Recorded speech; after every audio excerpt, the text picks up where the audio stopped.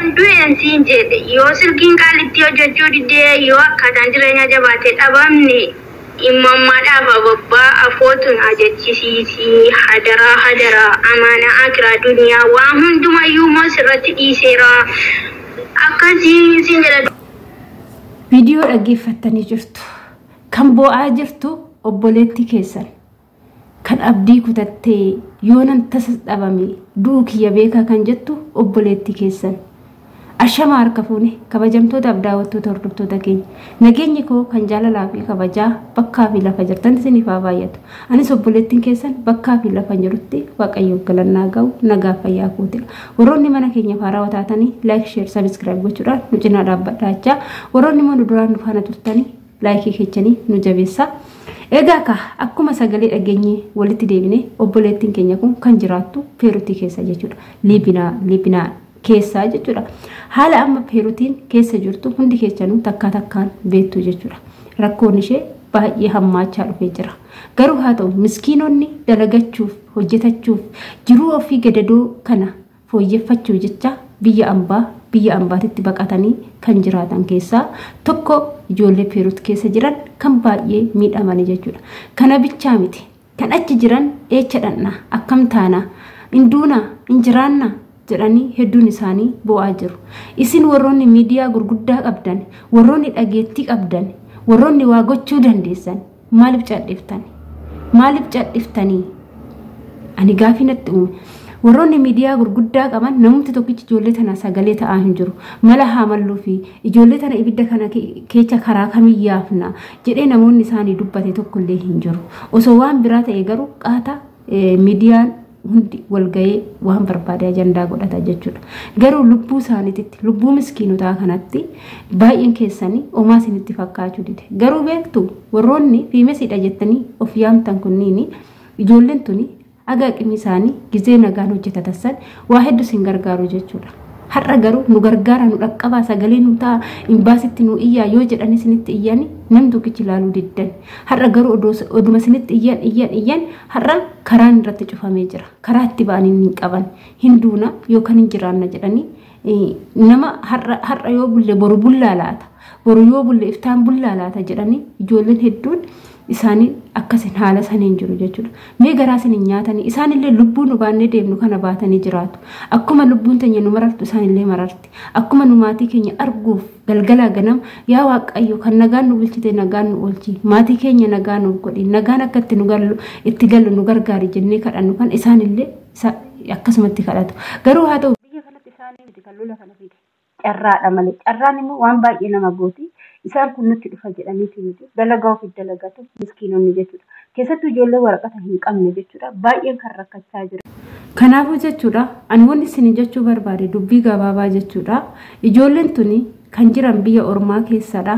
Makiinaadhaanii miti biyya kana keessaa kan deemanii ba'anii ofii isaaniitti deemanii kan ba'uu danda'anii miti. Garuu dirreen wanti amma ijoollee tana guddinaan miidhaa jiru yoo jiraate amma tikeetti xiyyaara birrii $900 galchanii jiru sanirraan karaan cufamee jira ijoolleen tuni maallaqa farkaa qabu hin qabanii kan dalagatanoo madaaluun nama irra jira namni kaa waanatti dhufa hin jedhee yaadu hin jiru maallaqa farkaa qaba yookaan erguu danda'u yookaan kan biyyarraa maallaqa arga qabu jira kan biyyarraa maallaqa hin qabne jira waa hedduutu jira jechuudha amma namoonni imbaasinis ijoollee kana yaadan hin jirani maaliif jennaan odoo isaanii yaadanii tikeetti xiyyaara 900 galchanii jechuudha madaamonni kan ijoollee tana tikeetti muranii galchuu danda'antu jira kan immoo maallaqa kana sirmaa hin qabne kan nyaata garaa isaaniitu dhabanii waan godhan dhabantu jira kanaafuu ijoolleen tun akkam taati biyya ormaa keessatti akkam taati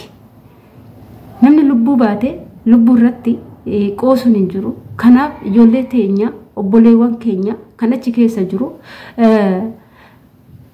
maatii isaanii jijjiiruuf jechuudha kan biyyaa ba'anii garuu immoo dubbiin faallaatti dhufee jira kanaaf hundi keenya sagalee ta'aaf jecha asumarraanillee wanti biraa kan jedhani dallaalonni biyya Itoophiyaa sun fayyaa qabu garuu fayyuma qabu hin jedhani biyyattiin ofiifuu akkanarra jirti ofiifuu waan kanarra jirti ijoollee akkamitti biyya san seesisu dallaalonni achi ammallee seesaa jiru iddoo garagaraati maaliif ijoolletti taphatu yoo ta'uu baate dhiisuudha malee ijoolletti taphachuu wantoota garagaraatiin አዎ እኛ ከመንግስት ተስፋ ቆርጠናል። ከቆንስላ ኤምባሲ ምናምን የምትሉትም ተስፋ ቆርጠናል። ከሁላችንም ተስፋ ቆርጠናል። ግን ስሙን ይዘን ከሀገራችን ወጠን አምላክ ከኛ ጋር ስላለ በሱ ብቻ ተስፋ አንቆርጥም እንጂ ከሰው ላይ ተስፋ ቆርጠናል። ስንጮ የነበረውን ዛሬ አገሪቷን እንትን ኤርፖርቱ ተዘግቷል። ግን በፊት ሰው ማስገባት የምትችሉበት ጊዜ ቲኬቱን ዋጋ በአንድ ቀን ውስጥ ወደ $900 አስገባችሁ። ታዲያ ለኛ ነው አሰባችሁ ወይስ እኛ ልጆች እኮ እዚህ የሚሰሩት $100 $150 $200 የሚሰሩት ነፃ የሚሰሩት እኮ ብዙ ናቸው። ታዲያ ለኛ መንግስት ያስባል? ይሄኑ ተስፋ የምናደርገው ነገ እኮ ቢከፈት እኮ ብር ነው ከኛ ላይ የምትፈልጉ $። ግን እኛ ተስፋ ቆርጠናል። ብንገባ ብንሞትም አምላክ ከኛ ጋር ነው። አንፈራም፣ ሞትም አንፈራም። አንድ ነገር ብቻ ከሞተን ታሪክ ይሆናል። ለምን የቤሩት ላይ የዚህ ሀገር የሚቀመጠው ኤምባሲ ቆንስላ ልጆች እንደገደለ ዓለም ሁሉም ያ ጊዜ ትሰማለች። ይስሙ፣ ዓለም ሁሉም ይደርሳል ይሄ ነገር። ቆንስላ ስራ እንደማይሰራ እዚህ እነሱ መበላትና መጠጣት ውጭ ስራቸውን በደንብ እንደማይሰሩ ያ ጊዜ ይታወቃል። እኛ ከናንተ ተስፋ ቆርጠናል። አገሪቱ yeroo rakkoo irratti rakkoo yoo namaa dabalan baay'ee nama gaddisiisa. Obboloonni keenya kuni echaa fuudhanii $900 tikeetti murachuu danda'u. Madaamonni sa'aatii kana ofiifuu waan nyaatanii waan dhuganii qabanii echaa fuudhanii $700 tikeetti muruuf. Lubbuu baatanii lubbuu namaarratti faraduun baay'ee ulfaata. Obboleonni keenya kunis kanuma akka keenyaati. Isaan du'uun barbaadan, jiraachuu barbaadu, jireenya mo'achuuf kan biyya isaaniitti irraa ba'an. Garuu haa ta'u haalli jiruuf jireenya itti ulfaatee har'aa asitti yoo rakkatanii gatii xiyyaaraa, gatii tikeettii itti ol dabaluu maaltu fide? Kana keessa nagadachuuf moo maalidha? Ijoollee kana yoo yaadan hin ta'u, yoo yaadan hin dursu, ijoolleen tun teenyadha. Kan nama biraatii miti, lammii keenyadha. Haa galan ibidda keessa haa ba'an agachitti cannaqamanii har'a duunaa boru duunaa jedhanirra osoo haalli mijatee fi tikeettii miti tola xiyyaarri tolaa ajajamee fi tola oduu biyyatti galanii maal ta'a? Hundaa miti kasaatii kan amma maallaqa qabu. Baay'een isaanii maallaqa dhabanii kan cannaqamamanidha.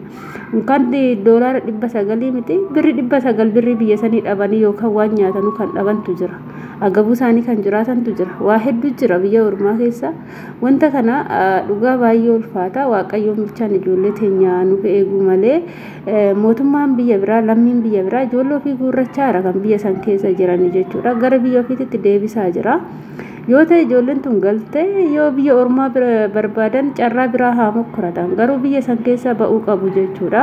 Anillee kanuman jedha. Warroonni immoo sagalee dhageettii qabdanii maaloo sagalee ta'aafi kan asitti rakkachaa jiran, kan cannaqamaa jiran, kan sinitti boo'aa jiran, kan sagalee nuuf ta'a maaloo nuti jiraachuu barbaanna, du'uun barbaannu jedhanii kan sinitti boo'aa jiran kunniin hundi isaanii obboloota keechan maaloo sagalee ta'aafi.